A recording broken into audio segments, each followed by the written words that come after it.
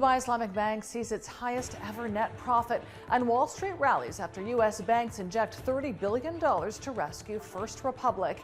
You're watching the Daily Brief with Forbes. I'm Ramia Faraj.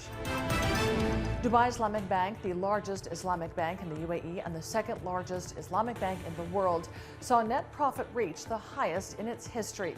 DIB's net profit surged 26% in 2022 to $1.52 billion. This led to a 30% cash dividend of $598.98 million.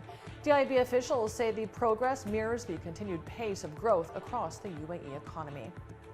Wall Street rallied overnight after a consortium of U.S. private banks announced a $30 billion rescue package for First Republic. Shares of the beleaguered California bank did a dramatic U-turn from down more than 30% to up around 10%. It came after JP Morgan Chase, Bank of America, and other private giants unveiled the huge package of deposits by 11 large banks. The group says the actions of America's biggest banks reflect their confidence in the country's banking system. Meanwhile, the Federal Reserve has lent U.S. banks nearly $11.9 billion under the new one-year lending program unveiled last Sunday. Authorities moved swiftly to ease stress on the financial system after the collapse of Silicon Valley Bank.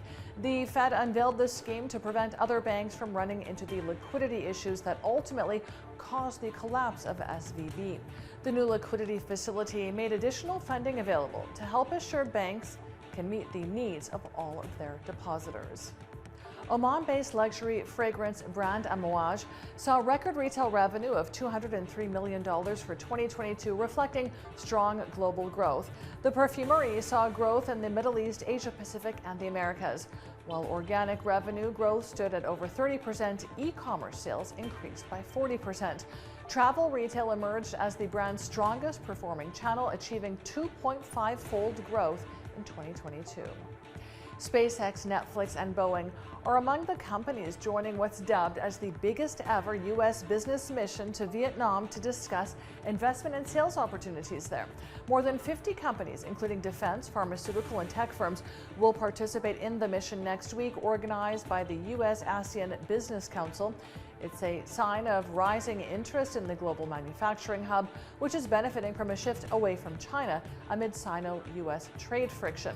Vietnam has a rapidly growing consumer market as its middle class expands. Volkswagen plans to invest in mines to bring down the cost of battery cells, meet half of its own demand, and sell to third-party customers. Europe's biggest car maker wants its battery unit PowerCo to become a global battery supplier and not just produce for Volkswagen's own needs. PowerCo will start by delivering cells to Ford for the 1.2 million vehicles it's building in Europe on Volkswagen's electric MEB platform. And billionaire Richard Branson's struggling aerospace company Virgin Orbit will pause operations for a week and furlough nearly its entire staff. It's its latest effort to shore up cash. During this time, the company says it will hold talks with potential funding sources and explore strategic opportunities. It comes as the company investigates a failed mission in January to deploy 9 satellites into orbit, and after it reported a $43 million Q3 loss. I'm Ramia Faraj. This is the Daily Brief. Thanks for watching. Bye for now.